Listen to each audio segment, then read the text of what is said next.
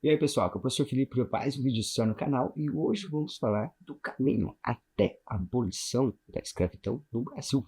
Antes de falar desse caminho das leis, que foi uma postagem que eu fiz esses dias aí nas redes sociais, no YouTube, segue lá a aba comunidade, mas pode seguir aqui também no Instagram. O fato é que o Brasil fez uma transição para o trabalho livre de maneira lenta e gradual. Mas antes de falar dessas leis, é preciso lembrar alguns fatos sobre a escravidão no Brasil.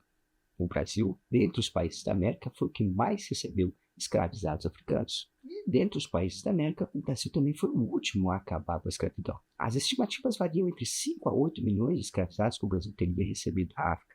Vai ser muito difícil a gente chegar a um número consensual, mas é em torno disso. Se você está achando que 5 a 8 milhões é pouca gente, é preciso lembrar que lá no século XIX o Brasil tinha muito menos pessoas, muito menos habitantes.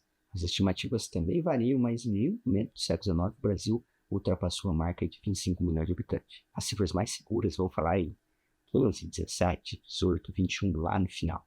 Dito isso, a gente tem 4 leis bastante famosas, bastante faladas, que estão mencionadas nessa postagem que eu falei, que foram acabando lentamente com a escravidão no Brasil. 3 realmente são muito importantes, uma delas é praticamente uma piada.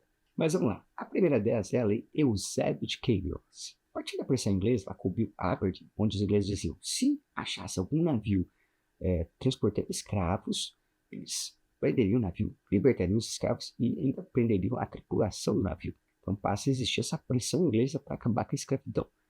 E aí, o Brasil faz a lei Eusébio de Queiroz, que proíbe a entrada de novos escravos africanos no Brasil. Mas quem já estava, continuava, né? Então, inclusive, uma solução foi começar a trazer escravos lá do Nordeste, da região da Cana-do-Sul, que estava em declínio econômico, para a região Sudeste aqui, para trabalhar no café.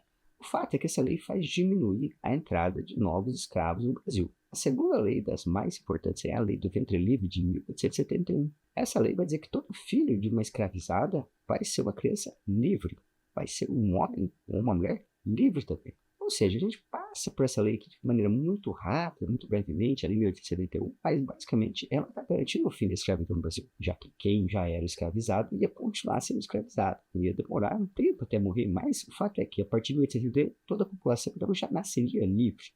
Porém, tem um asterisco aí.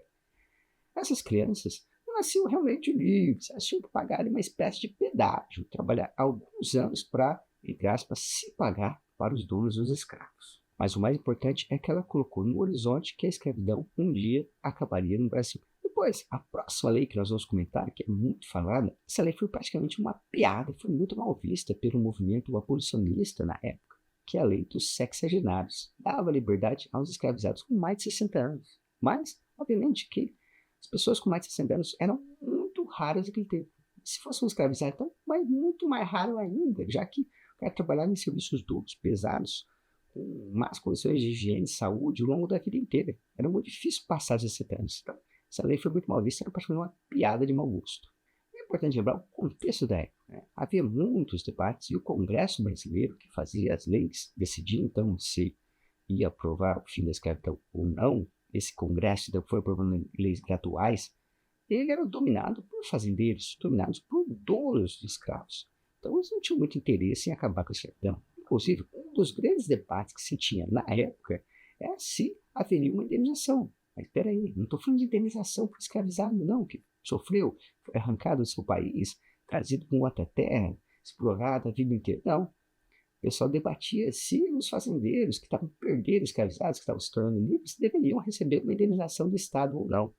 Meus amigos, dá para acreditar numa coisa dessa? Essa era a nossa elite, essa era a nossa elite política da época. E por fim a gente vai chegar lá em 1888 com a Lei Áurea que acaba com a escravidão de uma vez por todas no Brasil. Agora, é preciso esclarecer algumas coisas sobre a Lei Áurea. Primeiro, ela foi formulada dentro do próprio Congresso por congressistas que queriam o fim da escravidão. Ela depois foi assinada pela Princesa Isabel, mas provavelmente, se Pedro II estivesse ali, né, ele estava viajando por questões de saúde, provavelmente seria ele quem teria assinado a lei. Então, isso não parte de uma iniciativa individual da Princesa Isabel. Pelo contrário, foi fruto de uma iniciativa parlamentar, que formularam a lei e tal, seguiram a tramitação, depois a lei foi votada até chegar na princesa.